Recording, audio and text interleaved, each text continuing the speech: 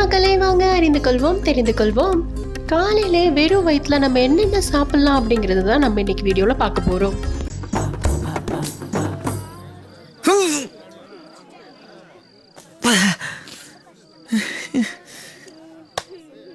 என்னடா அது? அருகம்புல் ஜூஸ். நான் புல்லு என் தாத்தா ரூல்ஸ் படி டெய்லி காலையில இதான் குடிக்கணும், வயிறு சுத்தமாகும்.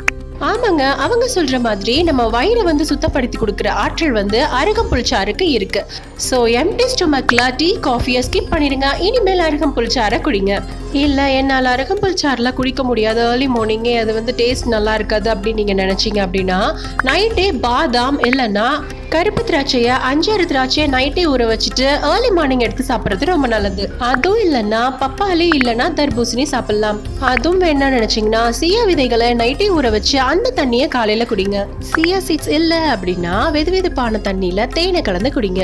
ஸோ மக்களே, மறந்துடாதீங்க, பாதாம், முளர் திராட்சை, அருகம்புல் சாறு, பப்பாளி, தர்பூசணி, சியா விதைகள் இல்லைன்னா வெதுவெதுப்பான தண்ணியில தேனை கலந்து குடிக்கலாம். இதுல ஏதாவது ஒண்ணு மார்னிங் ரொட்டீனா எடுத்துக்கோங்க, மிஸ் பண்ணிடாதீங்க, அப்புறம் வருத்தப்படுவீங்க.